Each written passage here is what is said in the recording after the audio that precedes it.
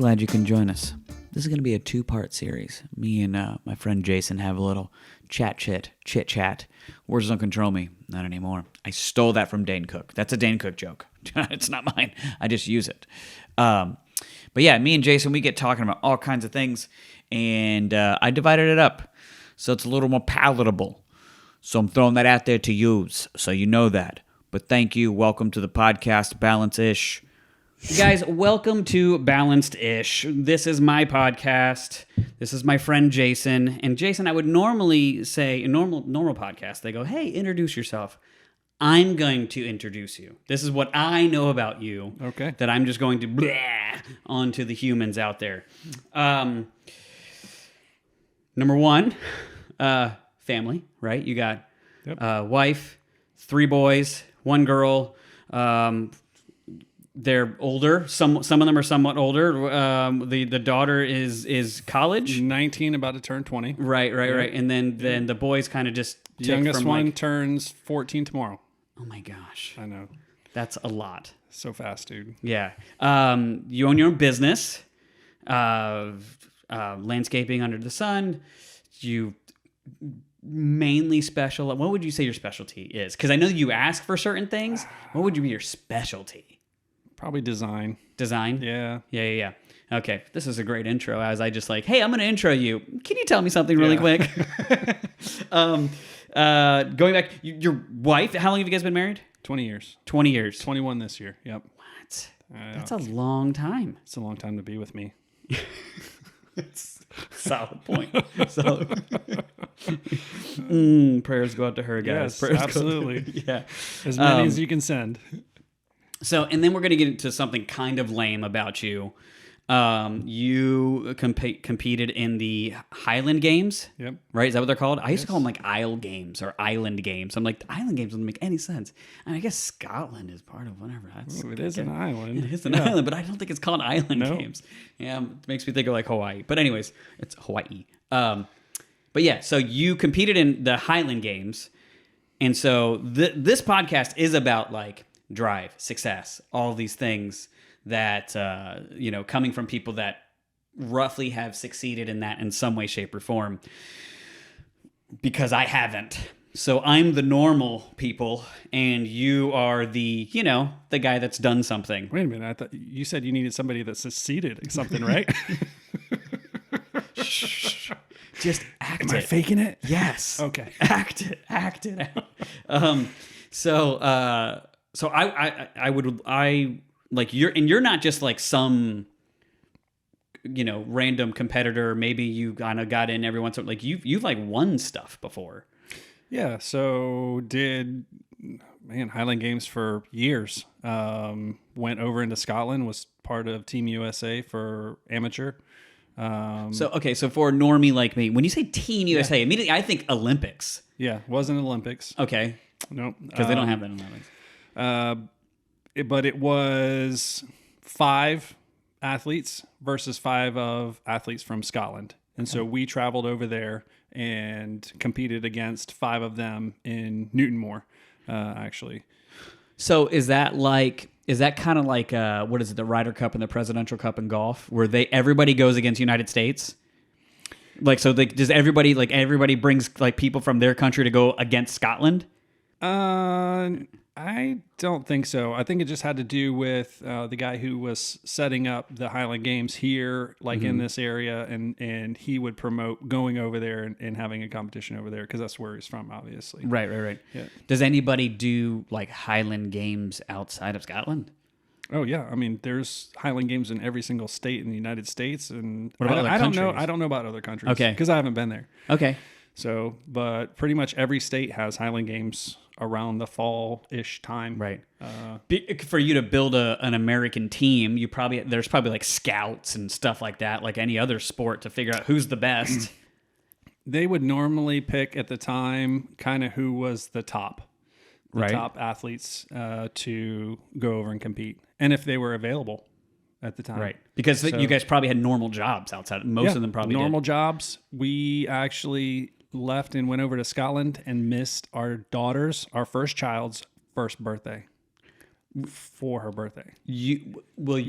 you missed it, or you and your me wife? and Heather weren't there to like on the day of her first birthday because we were in Scotland.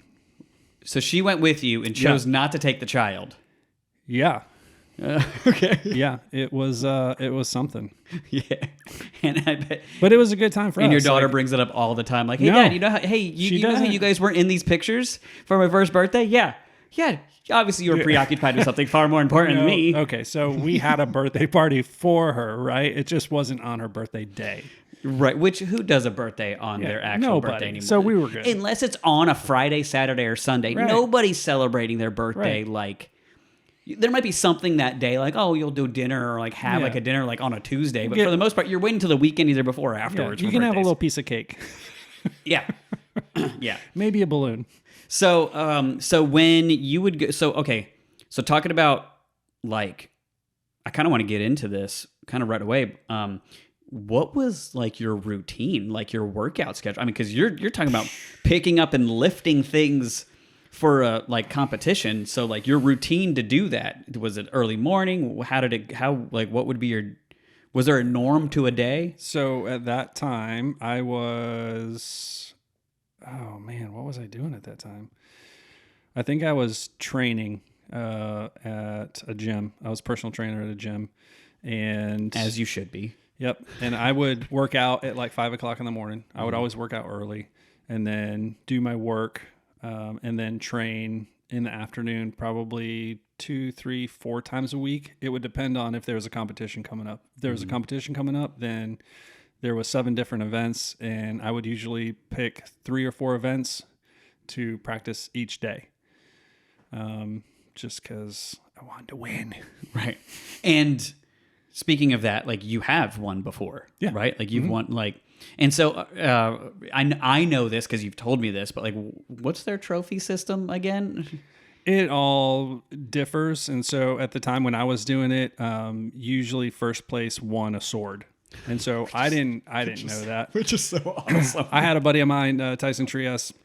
We played softball together for years, and he's like, "Hey, I want to get you to try the Highland Games," and I was like, "I'm not really interested. Like, I like playing softball." And he's like, "Well, you can win a sword," and I was like, "Oh, Got ya. you got me, buddy.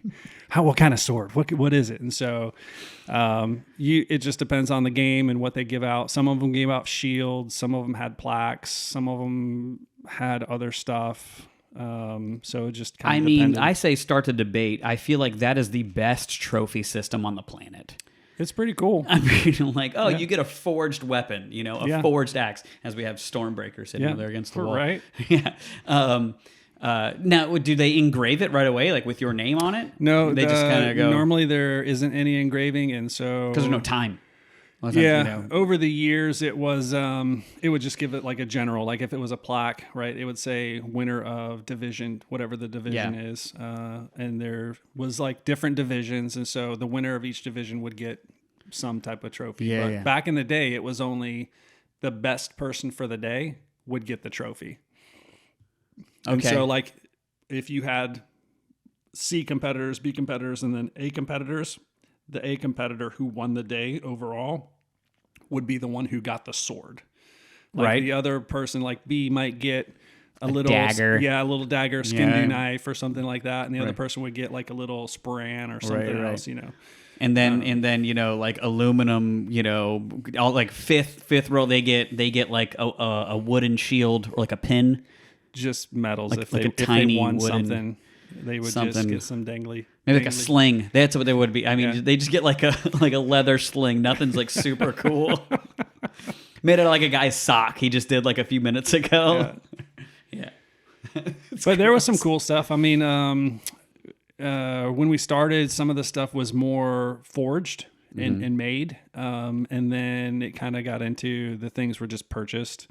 And so they didn't have as much meaning. Like that cool like Japanese store in every mall that like sells all the swords and stuff. They just yeah. You just like take your pick, and so I wound up giving like a bunch of stuff away and stuff, but have kept the ones that have meant the most to me from certain competitions and stuff like that. So the coolest thing you've done, like what would be like your highlight of Highland games, like. Oh, this was the top thing. You know, like a baseball player, right? Bottom of the ninth, I hit my grand slam. We were down by 3 to win the game, and the game was over. What was like did you do a thing? That's pretty tough. They would all have to do with the caber, though, which was the pole, right? Okay. That you got to toss. How tall? What's the dimensions of the pole? It varies, but most of the time it's like 18 to 20 feet and anywhere from 100 pounds plus. Okay. And so you have to... They'll lift it up for you on the ground, and it's standing, upright, like 18 to 20 feet in the air, and you have to reach down, pick it up, balance it, and then the end that's in your hand needs to flip over the other end for what would be like a clock face rating. Right. And if it doesn't, then they give you a degree. Like if it only goes up 70 degrees, then they'll, 70 degrees or whatever. But if it goes all the way over and you're standing there and it goes straight, then that would be a 12 o'clock. That's a perfect throw. Yeah. Man, I had 3. I got to name 3 of them because I don't know which one to choose. One was... Because they're your children and you love them all the same. I do. One was a caber competition in Culloden, Georgia, and there was the double-sided axe. That was a handmade axe. Yeah. Which you showed me before. That's what set up this whole story. I already kind of know the answer. I'm like, just say the thing you already told me, dude. So it had been like a couple years, and nobody had turned that caber. And so that year, I was at that competition, turned that caber, and the caber broke. So nobody, like after me, nobody else got to try to do it again. But I think that was like on my second attempt. That you did? Where did you land it? It didn't matter because I was the only person that had turned, like it fell. It fell forward, and I was the only person that it fell forward for. Was it on like the perfect 12 o'clock and smash, or was it like can't remember 11:37? Culloden was a competition that was on like a cow field that was on a hill. And so it was, the terrain was bad for like trying to move in. Like it was hard to toss a caber in that space. But there's that one. There's actually being over in Scotland. Like I won the caber toss over in Scotland against the Scottish guys. Right. So and they don't have names. They're just Scottish guy 1, Scottish guy 2. Yeah, 1 through 5. Yeah. Scottish guy 1 through 5. That's so racist. And then the other one was Challenge Caber in Dunedin. So they had that one for a couple years, and nobody had turned it. And they put $1,000 cash prize on it. If you can turn it, $1,000. That's all I trained for. I didn't care about the other events that I went there for. I went there specifically to turn that caber. Second attempt, I turned it. And crowd just went nuts, dude. And then collected $1,000 at the end of the day. Finally paid for your plane ride. Oh, yeah. So I know those 3 are the top, but it has to do with probably turning a caber. That's cool. For the athletic stuff. That's really cool. And so what... Like, so when it comes to like that drive to what kept you going daily to get up at 5 o'clock in the morning, to keep going? Was it 7 days a week? Did you take breaks? Was it like 5 days, 4 days? Like, yeah, usually it's 5 days a week to work out at the gym. Yeah. And then of course work almost every single day. I've always liked to be athletic and involved in doing some type of sport or activity or whatever. So that allowed me to just have a little bit more of an edge than most people with whatever it was. And then it actually helped with work. Like if I was stronger from going to the gym, then it made work things easier for me to do. When you say work things, like physical work things, you're like physical trainer, or like... Well, because I've always done mostly physical work, like landscaping or whatever. So doing work outside. And so it just makes those things more bearable, I guess, if you will. Because you're already trained up and ready to go. Mm-hmm. Yeah. Yep. So now, all right, transitioning to where you're at now. Like obviously, eventually you stopped doing that. When was the last time you competed? What year was it? It was when I did that caber, and that was like 8 to 10 years ago. Okay. Yeah. So and now you having your own business, landscaping under the sun. So stupid. And what is it now that, gets you up in the morning, does anything keep you competitive? How do you get through the rut of working? Because now you don't have this competition sport thing. Listen, I played softball. You were on my team. We played softball together. I'm naturally a late person. Softball, I was there an hour and a half early, warming up, taking things slow, making sure I drank things correctly, had coconut water, make sure I had water with me. And because I kind of the same thing, I liked the competition, and also I wanted to play good, and I was like, I wanted to optimize how good could I be, and I don't want something else hindering me on that. Yeah. When it comes to work, I'm not like that. Yeah. I'm like, how do I do this as fast as possible and like just get the thing done, because I want this completely off my chest. And I've talked about this before. The problem is I got really good at doing that, and doing pretty good at doing things 75 to 85% because of the career that I had. People already were like, oh, wow, this is amazing. I've never had somebody do anything like this before. Cool. Thanks for just not pushing me, because you're already happy with, my 75% job that I push forward. There's only been a few videos that I put together that I was like, I want this to be amazing. I want to put everything I got, all my resources I got into this. I don't do that very often. Yeah. When it comes to work for you, what keeps, like, are you similar to me, or are you like, no, man, I got to get the bread on the table? And yeah, I think I vacillate back and forth with that. It kind of depends on where I'm at. Sometimes I want to overperform, and sometimes I just want to do what's necessary to get done.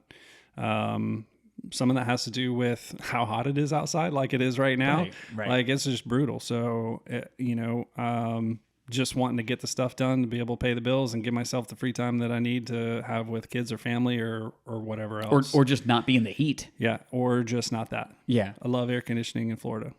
I mean, who doesn't? Right.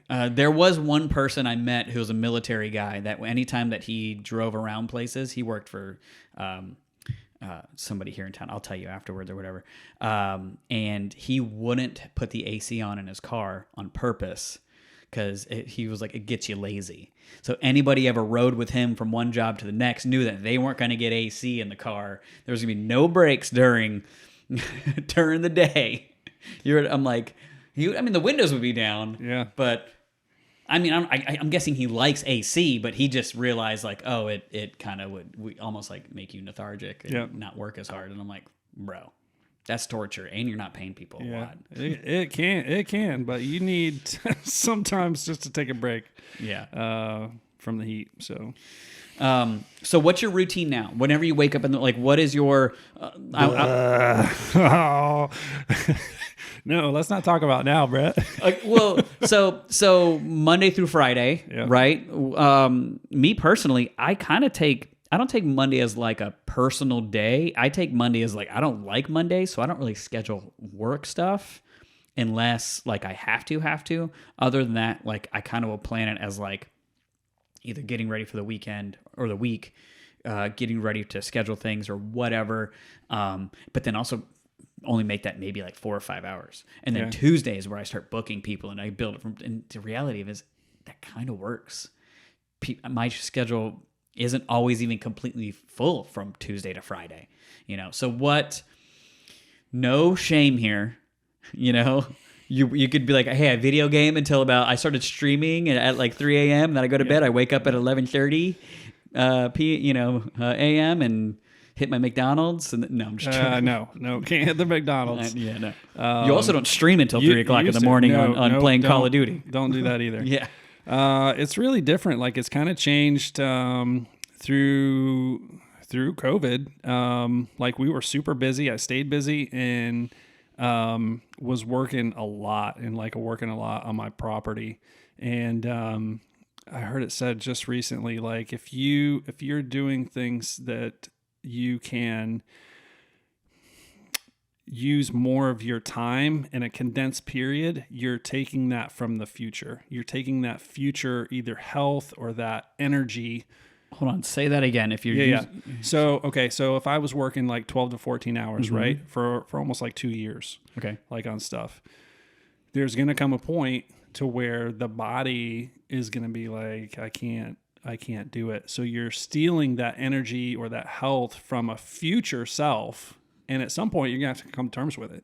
Right. I think it was Matthew McConaughey that I was listening to that was talking about that, which is really interesting because I kind of lived it out within the last couple of years. Like through COVID, was super busy for a couple of years. And then I don't know if you remember me saying, like last year, towards the end of the year, my body was only running at like 25%.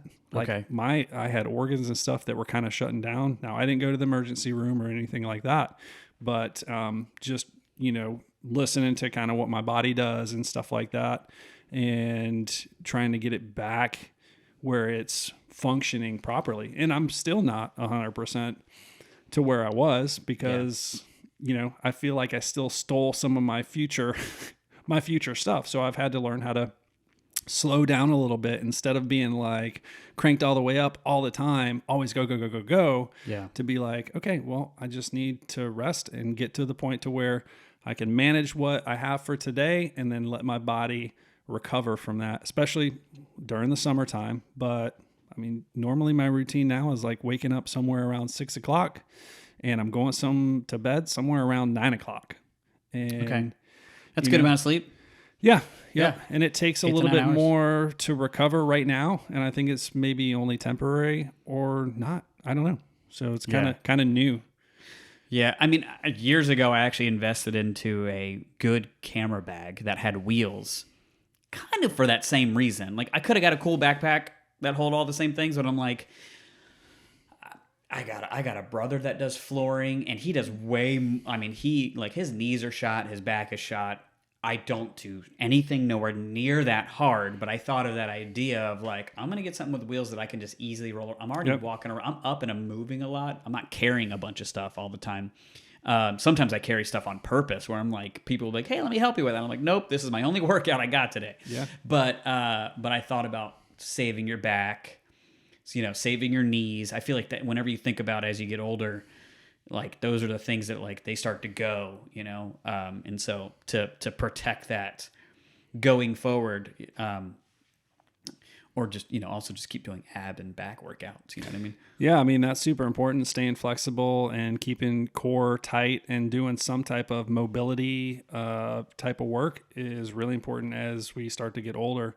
Otherwise, things just like lock up. And when things start locking up, then you start having hip issues, neck issues, rotational issues. You're talking about me right now. Yeah. And it just it just keeps going downhill. So if you're proactive though, like it doesn't have to be like that, Yeah. It just takes the time. It's prepping. What we're doing today is building into our tomorrow. Right. Now you are, whenever I talk to you about some things, sometimes you definitely bring up the holistic vibes. Yeah. You kind of and I don't think you're like against going to the emergency room like that's just a corporation trying to weight you down and remember like they're just gonna drug you up and isn't it? Just kidding. No, everything's got its place. Yeah. Right. And the emergency room isn't for everything. Right. That's like if you're bleeding out and you need like immediate. Yeah, you need to go to the emergency. If your room. hands like that or like that, or your pinky's going that way, go to the emergency room. Yeah. But you might can't just put some ointment on that and it'll just fix itself. No, it won't. You need to go to a doctor. Yeah, I think it's most of the time it's just people not wanting to have to deal with whatever an issue is. Yeah.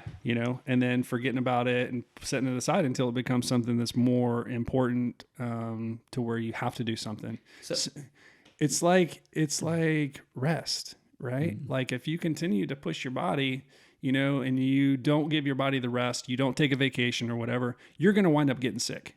Because you're going to drain your body of its resources that it has. When I worked a corporate job, 9 to 5,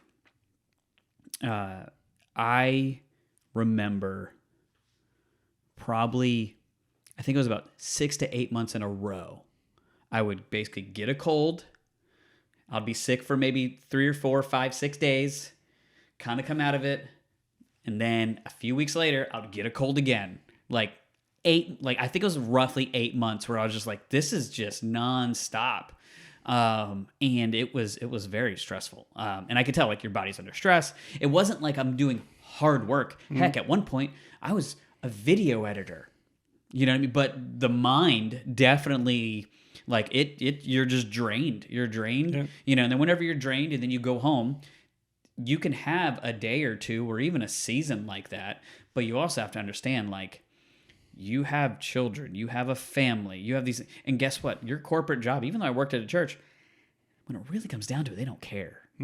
They like, you're like, oh, well, no, Brett, we're all family, we're all, you know, whatever. I'm like, yeah, but you see that I'm calling in sick, you know, maybe once a month, or I'm not calling in sick, and you just see that I'm just like being tough, coming through it, and you're not even questioning it, and I'm like, I can't question it because of, you know what I mean? And it's like, there's a weird thing to that, to where it's like there's only so much they can do. Right. You know, I'm definitely big on, if you work a 40-hour-a-week job, you probably could start your own business and not work 40 hours a week and make 14 times more money.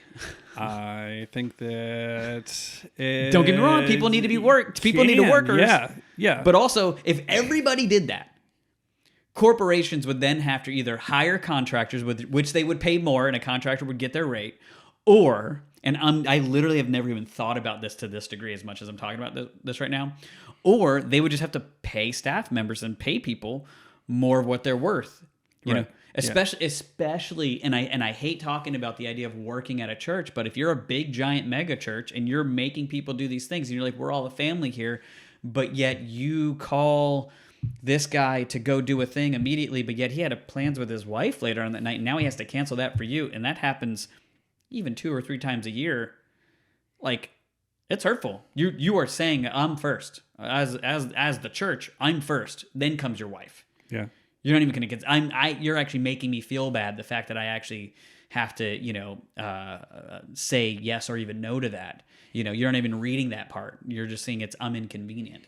I'm talking out of straight up testimonies. These are things that have happened to me, and to where I'm like, this is not how this is supposed to be.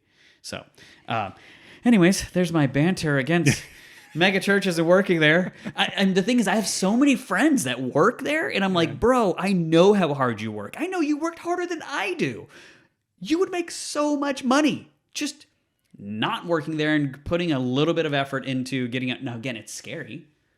You know, that's the thing business, is, you know, most people... Scary or healthy? You pick.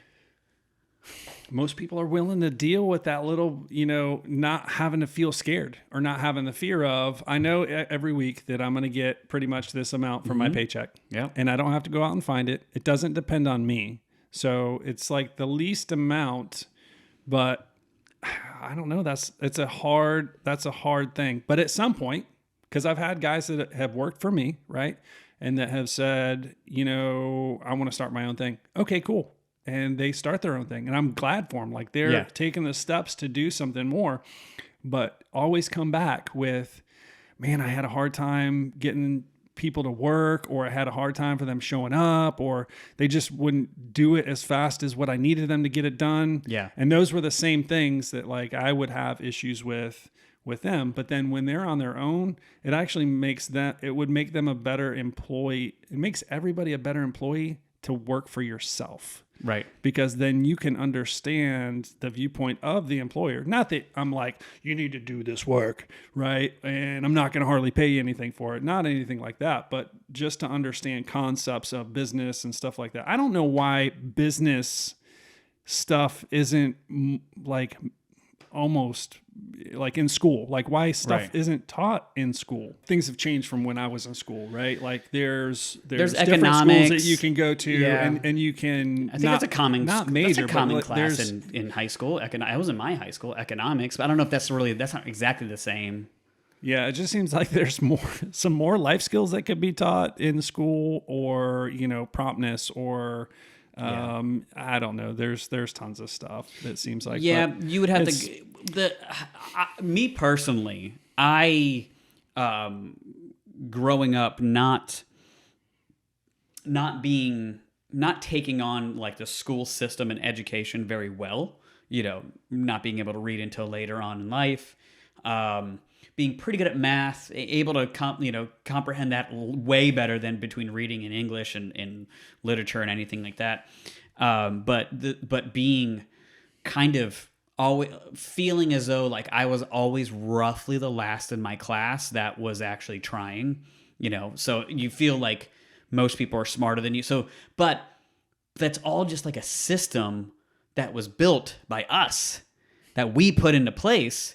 And I get it. Like, we're all trying to get into Hogwarts. You know what I mean? So we all need to be as smart as possible and the best wizards or whatever. And some of us don't make it, but not everybody is like that, And the fact that it is such a public, between all the schooling, I don't know how to fix it, by the way. Like, I'm saying it because I see that there's a problem with how it's done, but I don't know how to fix this system for kids, because there's a lot of good, but I think finding a good school that deals more with social things. But the reality of it is everything's messed up. There's not enough government funding for teachers. Also, some teachers suck.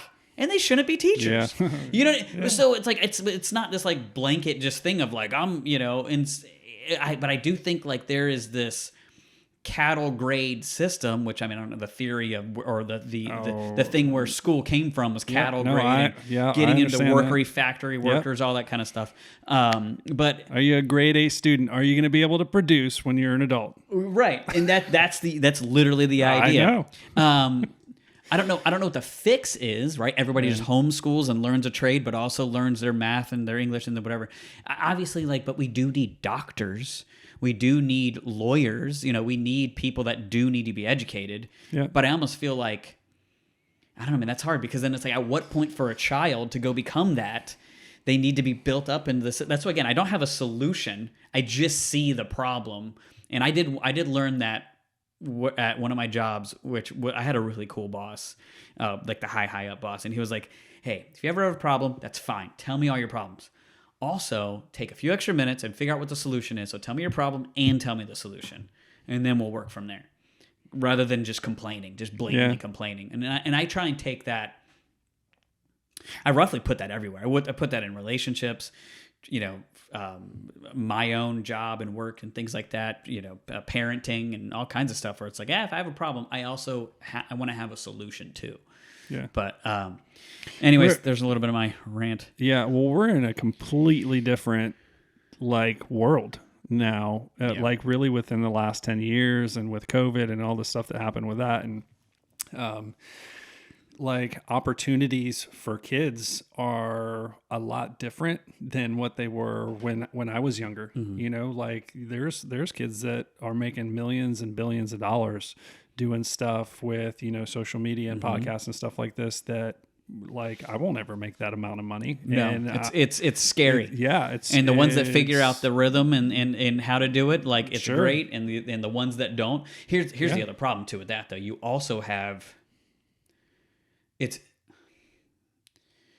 humanity starting to come out to its full form, because you also have girls now that it's just very easy for them to just go I can just do a couple things of my body and make a lot of money. Yeah, and so that's where it's like, hey, that's you have good parts and then you have the evil parts, and even some of the parts that aren't even specifically girls exploiting themselves, you still have evil parts in that too. You have just but it's different, man. I don't know, man. It's kind of weird, and it never usually gets better. It seems like it's always a degrade.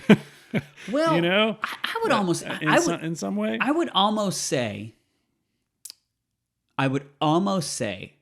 not to make it so simple, because I feel like we get better at some things, but we also then get worse at other things. It's just a concentrate. We are the same all throughout history. Yeah. No, right? Everything just keeps repeating itself. Everything keeps repeating itself. And that's but the one thing. As technology grows, we just learn more ways to exploit and more problems. Right. We also have more solutions. You know, you have kids that can have ADHD and dyslexia and have this crazy outside of the box brain and do horrible in school, but yet succeed in other places. Yeah. But you also have, which that was roughly bashed, the last 80 years to 100 years of just normal schooling. You know what I mean? Like a kid had to figure it out. And if a kid didn't figure it out, they were put in problem classes and all these things, and they could have been a genius and they didn't even know, Yeah. So one of my sons is like that. Like he super intelligent. School, not his thing. Yeah. And I'm not worried about it. I want him to finish school, obviously, so he can get his diploma. But once he does, like, I'm not worried that he's going to be able to make it doing stuff because he's really good at doing stuff. Yeah. It's like, you're actually helpful. Like you're helpful now at your age compared to somebody who's great at books, who's in the room, and not to say like that, those kids are, between chores and things like that. But that's really cool. Yeah, no, my daughter's the same. I know Noah, but like she, I have to tell her, because she's very similar to me. Like I have to tell her, like, listen, school is going to be hard for you, but you're going to also grow. There's going to be times when things are going to click. Not right now. They're going to click in a little bit, and then you're going to have these stages that things are going to click and it's going to get easier for you. But you have to understand not the fact that you're smarter or dumber, but you are outside the norm to where you are actually somebody that can really change the system and change the planet in a cool way if you use it properly, because she thinks crazy or outside the box. Yeah. And to where like, she was like 6, and I remember playing some video games. Me and my son Isaac were playing games, and it's like puzzle games and stuff like that. Me and him are stuck, and she's like, "Oh, try that." And like this, I don't know, jump over it, whatever. It was some weird puzzle game where we had to work together, and I was like, she figured it out. Like we were just at a level that we couldn't figure it out, and she did. And she was the youngest of all of us, but again, she's outside the box, and it's like, I don't want her to get discouraged like I did. Yeah. I got discouraged, and it really hit my self-esteem for 13 years of schooling, just always feeling like you're behind. And I'm like, I don't want you to feel that way. It's going to look like that way on paper, but I promise you, it's not really like that. You know what's crazy is like the whole, I don't know if it's through our generation and the, like what life looks like. Because like when I was younger, it's okay, you go to school, you might go to college, you get out, you're going to get a job, then you're eventually going to get married, then you're going to have kids, right? It's like this is what you do. And it's not for everybody, right? Like that's not everybody's path, but it was seemingly like that's what everybody's path is. And you're successful if you get married and you have kids and you got a job that you know what I'm saying? Yeah. And that's, it's just. In some people, it's the make as much money as possible. Yeah. And that is a box when there's just so much other stuff that, can make people happy or productive in society or help with whatever it is, to have a better community or a better church or a better family or, you know what I'm saying? Yeah. Oh yeah. No.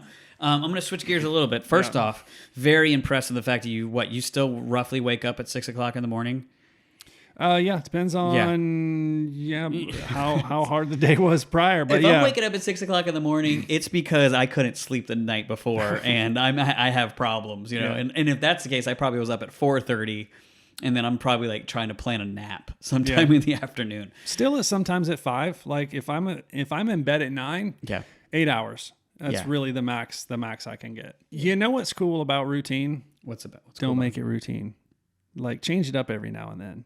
You know what I'm saying? Like, bro, I'm nothing but change. Hey, let me tell you this. All right. So I'm going to give this one little thing. You know those videos that they have, everybody scrolls through Instagram, right? Mm-hmm. And it pulls up the one where the people are eating the gummies and they've been on the Shark Tank, right?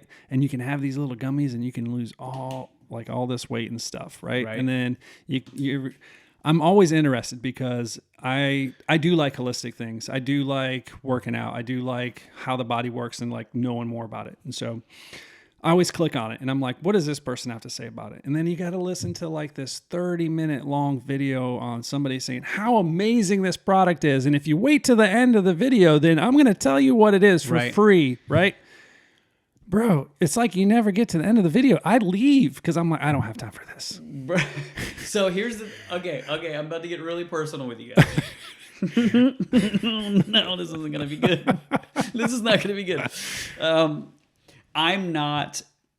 There's one thing that runs in my family, and I say it runs in my family. It's me and my aunt suffer from one thing, and it's we do not have regular bowel movements. Okay. We are so probably on a unhealthy perspective, somewhat unhealthy. Whenever I talk to some people, they're like, I don't know, all of a sudden we're switching to poop jokes. Hey, but you know, it's a real thing. But there's some people I talk to, they're like, oh man, I go every morning. I was like, I was like maybe once a week.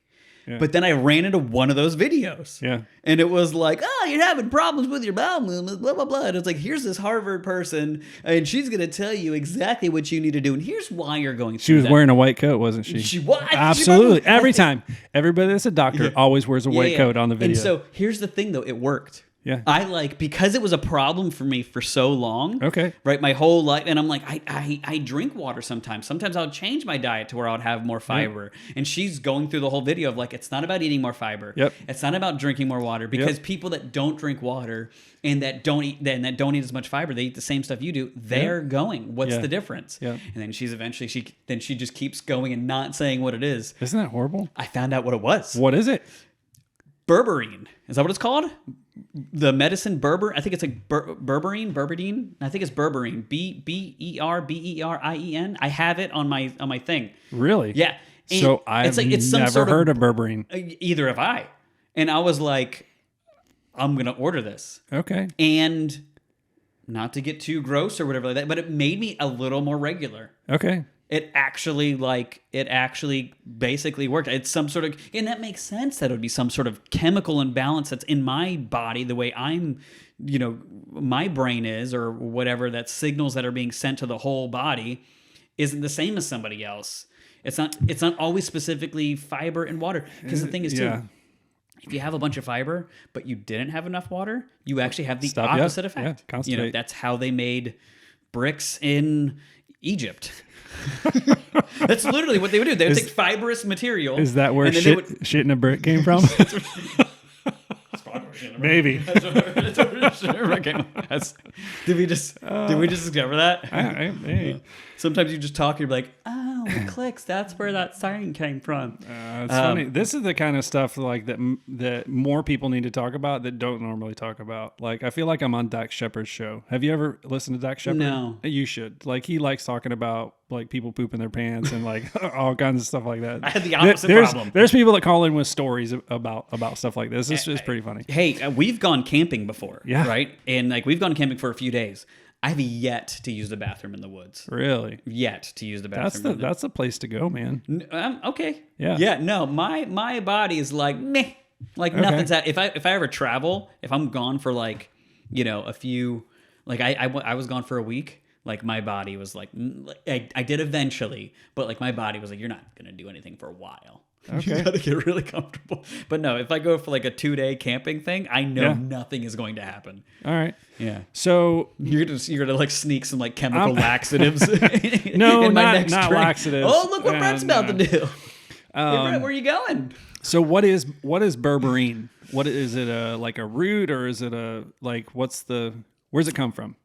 I don't know, but it is a natural thing. It is because I believe laxatives are chemicals, and like it's like a chemical reaction that's not good for you. And fiber obviously is something that like you're whatever overly forcing or whatever. And also if you're not doing everything right with it, it could also go create a problem.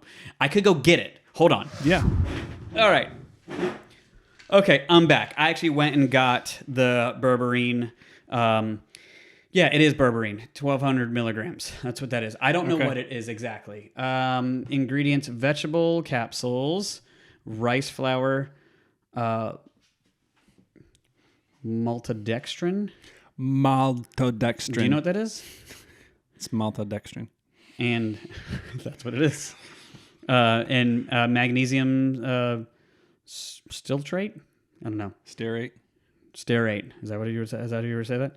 Berberine, and it says berberine HCI. Ooh, HCI. I don't know what that means, but you can. That's a special special blend. So I've never heard of this, but I like new cool stuff. So Welcome to Poop Talk. That's cool. Yeah, and it has been helpful. And also, I'm not a person of habit. I'm not great with starting habits.